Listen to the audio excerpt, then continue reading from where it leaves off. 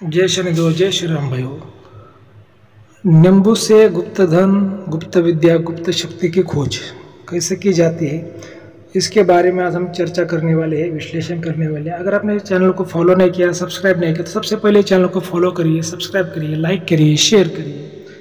देखिए भाइयों, आप सब लोग जानते हैं कि जो हमारे दादा गुरु थे, उनके पास में इंद्रजाल विद्या, नारायणी विद्या, अघोरी विद्या थी। बहुत बड़े तांत्रिक विद्वान पंडित थे। तो इसी वजह से जो तंत्र शास्त्र का जो मुझे ज्ञान है, मैं आपको सही जानकारी देने की हमेशा कोशिश करता हूँ। तो आपको वीडियो को पूरा देखना है, ध्यान से आपको सुनना है, ठीक है। तो देखिए, बहुत से लोगों के मुझे सवाल आते हैं, गुरुजी हमारे घर में गुप्त विद्या, गुप्त शक्ति, गुप्त धन है, तो उसको नींबू से कैसे देखा जाता है, क्या ऐसा होता है क्या? तो देखिए, ये जो सनातन धर्म का जो एक हिस्सा है, तंत्र शास्त्र, जो तमोगुण से बना है, भगवान शिव से बना है, महाकाली से बना है, तो इसमें नींबू से भी गुप्त धन, गुप्त विद्या, गुप्त शक्ति की खोज बताई गई है। अब गुप्त विद्या यानी क्या होता है कि भाई किसी ने तंत्र मंत्र, टोटका, जादू टोना करवाया, उसको गुप्त विद्या बोलते हैं। गुप्त शक्ति यानी कोई प्रेत आत्मा, भूत बाधा है, उसको गुप्त शक्ति बोलते हैं। और गुप्त धन यानी जमीन के अंदर की जो कुछ, जैसे कोई धन है, पानी है, जो भी हमें जो जमीन के अंदर की जो चीज़ें होती है, हमें दिखाई नहीं देती, कोई खजाना हो, उसको गुप्त धन कहते हैं। तो देखिए कि वो नींबू से कैसे देखा जाता है। देखिए, एक टोटका है, इंद्रजाल विद्या में एक टोटका आता है। ये कोई बड़ी विद्या नहीं है, मतलब विद्या तो है, लेकिन एक टोटका एक भाग है। जैसे एक किताब का जैसे एक कोई पन्ना होता है, वैसा एक भाग है इंद्रजाल विद्या का, अघोरी विद्या का। तो देखिए, इसमें क्या होता है कि जैसे मैं अभी आज आपको पूरा बताने वाला हूँ, जो प्रयोग भी कैसे करना है, मंत्र विधि क्या है, आपको मैं पूरा डिटेल में बताने वाला हूँ। थोड़ा ध्यान से आपको सुनना है। बहुत से लोगों को तंत्र शास्त्र में रुचि होती है, तंत्र मंत्र विद्या में रुचि होती है, तो उनके लिए हम हमेशा एक साधारण प्रयोग लेके आते हैं और सही ज्ञान लेके आते हैं।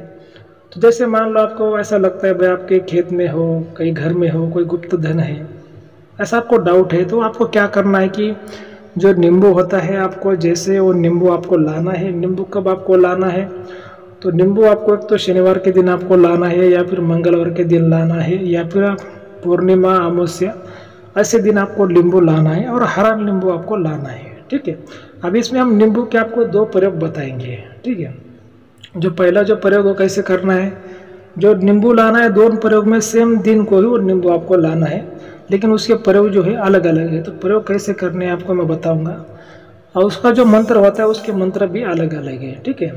तो पहला प्रयोग सुनिए, उसमें क्या करना है। जैसे आपने नींबू ला लिया, ठीक है, तो नींबू लाने के बाद में फिर आपको जहाँ पे सेंटर पॉइंट है, जमीन का, घर का हो, खेत का हो, फिर वहाँ पर आपको जाना है। नींबू आपको ऐसे हाथ में लेना है। अगर वहाँ पे कोई गुप्त शक्ति, गुप्त विद्या, गुप्त धन है, तो वो जो नींबू है आपके हाथों पे नाचेगा और हिलेगा, ठीक है। अपने आप वो हिलना चालू कर देगा। कभी कभी छोटा सा भी हिल सकता है, कभी कभी ज़्यादा बड़े जोर से वो नींबू हिलना चालू कर देगा। तो देखिए, उससे पहले आपको क्या करना है, जब आप नींबू बाजार से लाते हो ना, ये प्रयोग करने से पहले आपको नींबू को अभिमंत्रित करना है। तो नींबू को अभिमंत्रित कैसे करते हैं, तो आपको नींबू एक काले कपड़े पर रखना है, उस पर हाथ रखना है, दक्षिण दिशा की तरफ आपको मुंह करना है, 1008 बार मंत्र बोलना है। तो जो मंत्र होता है भाई, वो जो गुप्त मंत्र होते हैं, ऐसे हम आपको वीडियो में सबके सामने नहीं बता सकते। वो कान में मंत्र दिए जाते हैं, फोन के माध्यम के द्वारा भी कान में दिए जाते हैं। तो स्पेशली वो किसी एक व्यक्ति को देना, उसको ही गुप्त मंत्र बोलते हैं। सबको सामने मंत्र बताना, उसको उसकी सिद्धि फिर चली जाती है, ऐसी बातें होती है। तो मंत्र तो आपको बिल्कुल फ्री में दिया जाएगा, लेकिन उसके लिए आप योग्य है क्या, आप उस प्रयोग के लिए योग्य है क्या? तो हम आपका हस्तरेखा भी देखते हैं, आपकी कुंडली भी देखते हैं सबसे पहले। अगर हमें लगा कि आप उस प्रयोग के लिए योग्य है, तो फिर आपको मंत्र दिया जाता है। लेकिन जो हस्तरेखा और कुंडली विश्लेषण का जो देखने का जो फीस होता है, वो भी आपको देना पड़ता है, जमा करना पड़ता है। उसके बाद में फिर आपका विश्लेषण हम करते हैं, हस्तरेखा और कुंडली का विश्लेषण। आप अगर उसके लिए योग्य है, तो आपको मंत्र दिया जाता है। तो देखिए, ये जो प्रयोग होते हैं, गुरु के आदेश पर, गुरु के सानिध्य में किए जाते हैं। ऐसे अकेले में तो बिल्कुल प्रयोग नहीं करना चाहिए, और बिना गुरु के तो नहीं करना चाहिए, ठीक है।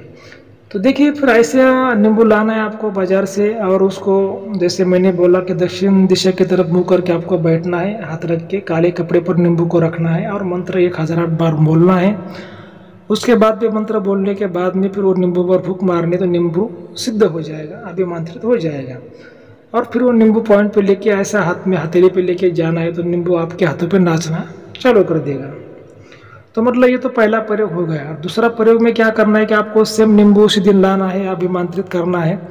और जहाँ पे पॉइंट है वहाँ पे नींबू आपको गाड़ देना है, जमीन के अंदर आपको गाड़ देना है, लगभग आधा फुट आपको उसको गाड़ देना है।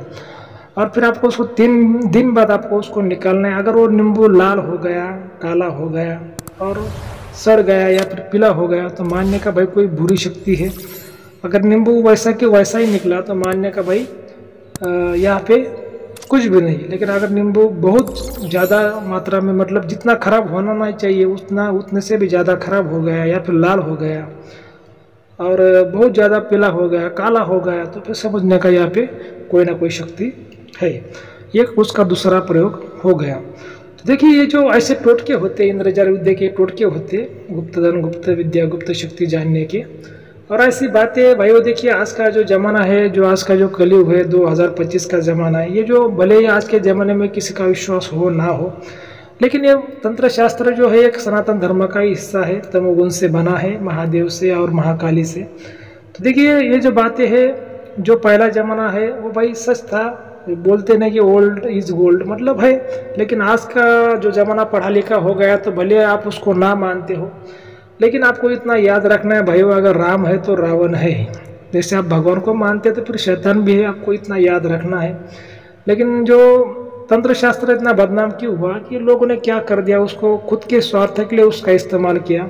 और खुद के स्वार्थ के लिए जब हम विद्या का उपयोग करते तो विद्या जल्दी चली जाती है, बार बार हम उसका प्रयोग नहीं कर सकते। हमें कभी भी प्रयोग करना है, यूज़ करना है तो दूसरों के भलाई के लिए, गरीब के भलाई के लिए, समाज के भलाई के लिए, देश के हित के लिए, धर्म के हित के लिए करना है, तब विद्या बढ़ती है और अपना भी अच्छा नाम होता है, हमें पुण्य मिलता है। ऐसी बातें होती, लेकिन 99% लोग क्या करते हैं, खुद के स्वार्थ के लिए इसका उपयोग करते हैं। ऐसा नहीं होना चाहिए। तो देखिए भाई वो जो आज मैंने आपको जो प्रयोग बताया, जैसे नींबू से गुप्त धन, गुप्त विद्या, गुप्त शक्ति की खोज कैसे की जाती है, मैंने आपको 2 प्रयोग बताए। तो कोई भी आपको समस्या तो आप हमें व्हाट्सएप कर सकते हैं, कॉल कर सकते हैं, लेकिन जो व्यक्तिगत जानकारी की जो फीस होती है वो लागू रहती है। हमारे चैनल की जो कोई भी सुविधा फ्री में नहीं है, आपको इस बात का याद रखना है। और देखिए जो हमेशा मैं आपको कहता हूँ कि गुरु के आदेश पर, गुरु के सानिध्य में, गुरु के आशीर्वाद से अगर कोई भी आप साधना करते हैं, सिद्धि करते हैं, कोई भी मंत्रों का जाप करते हैं, कोई भी प्रयोग करते हैं, तो सफल होने के चांसेस ज़्यादा रहते हैं। लेकिन अगर आप खुद करते हैं तो हम आपको ऐसा परमिशन तो नहीं देते, लेकिन अगर आप आपकी मर्जी से करना चाहते हैं तो फिर आपकी मर्जी। तो ठीक है, आज का वीडियो आपको कैसा लगा? अगर अच्छा लगा तो चैनल को सब्सक्राइब करिए, फॉलो करिए, शेयर करिए। जय शनि देव, जय श्री राम, धन्यवाद।